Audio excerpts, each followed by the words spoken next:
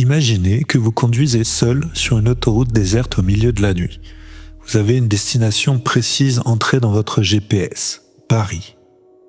Le GPS a calculé la route. Pour lui, le trajet est une ligne bleue, fixe, déterminée. C'est le futur.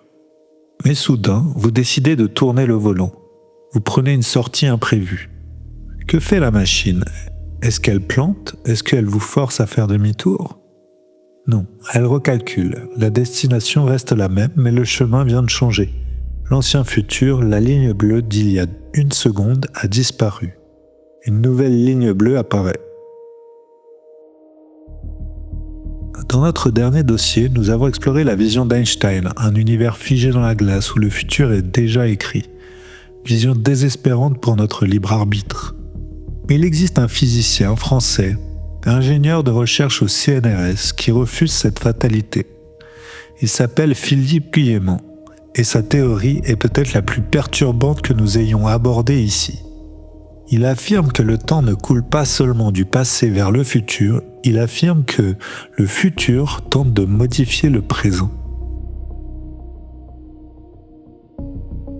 Pour comprendre, il faut revenir sur le terrain. Philippe Guillemont n'est pas un gourou, c'est un spécialiste de l'intelligence artificielle et du chaos. Il a passé sa vie à étudier comment les systèmes complexes évoluent. Son constat part d'une anomalie.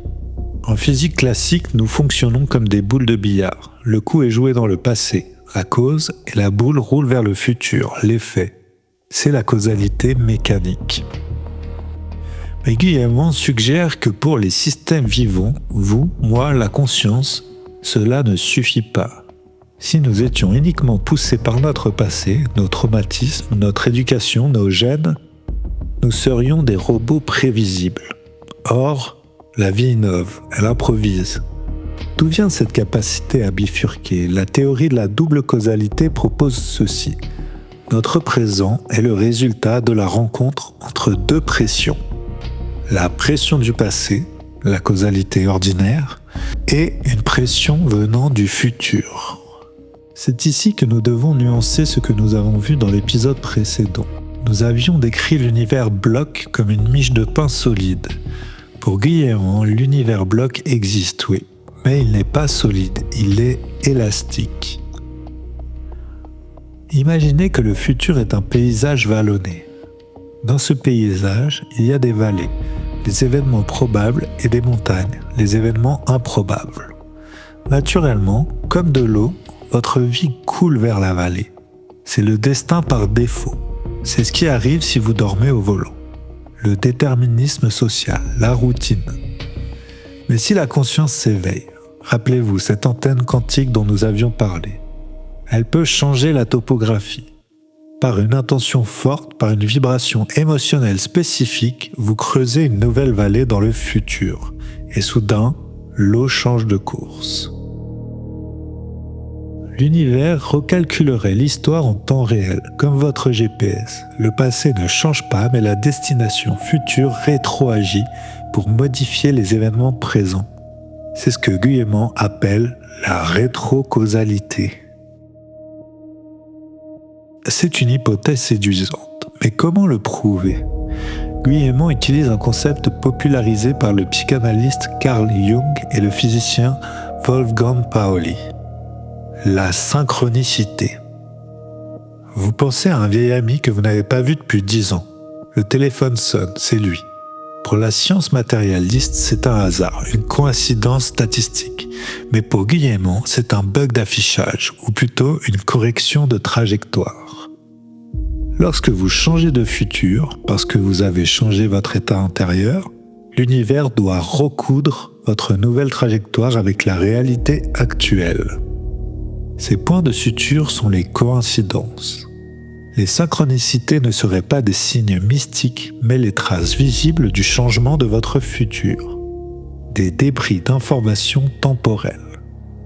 Si vous viviez beaucoup de coïncidences, ce ne serait pas parce que vous êtes élu, mais parce que vous êtes en train de naviguer activement à travers les lignes du temps. Alors jusqu'ici, la théorie est fascinante. Elle redonne le pouvoir à l'humain. Elle s'aligne avec l'idée que nous sommes des navigateurs. Mais C'est ici que je dois faire mon travail, c'est ici que nous devons être prudents. La théorie de Guillemot, bien que mathématiquement étayée par ses travaux sur les réseaux de neurones, se heurte à un mur massif en physique standard, la thermodynamique. L'entropie augmente avec le temps, un verre brisé ne se recolle pas. L'information voyage du passé vers le futur. Admettre la rétrocausalité, le futur qui cause le présent, c'est violer l'une des lois les plus solides de notre réalité. De plus, il y a un piège cognitif dangereux, l'apophénia. C'est la tendance du cerveau humain à voir des motifs là où il n'y a que du bruit.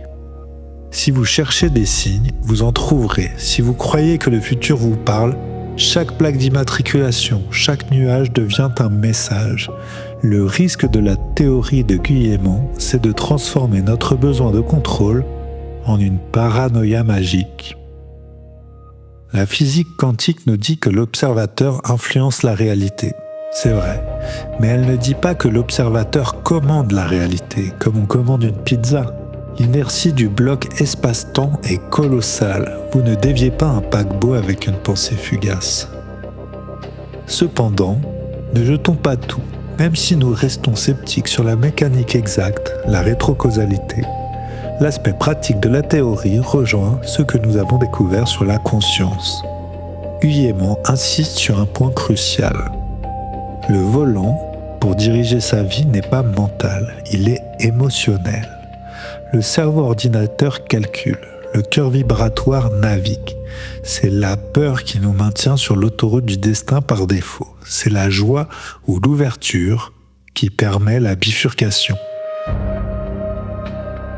Alors cela résonne étrangement avec les travaux de Penrose et Amerov sur la réduction quantique. Si la conscience est une série de bing, de choix discrets faits 40 fois par seconde, alors peut-être que nous choisissons effectivement, à chaque instant, dans quelle tranche de l'univers bloc nous atterrissons. Nous ne changeons pas le futur, nous changeons de futur. Nous sautons d'une version de l'univers à une autre comme une aiguille saute sur un disque vinyle. La musique est déjà gravée partout, mais nous choisissons la piste. Alors, Philippe Guillemot a-t-il raison ? Le futur nous tend-il la main ? Que vous soyez dans un univers bloc figé ou dans un multivers flexible, la conclusion reste la même. Le futur n'est pas un mur vers lequel on fonce, c'est un espace que l'on ouvre. Je suis Echo. Ne regardez pas seulement la route devant vous, regardez qui conduit.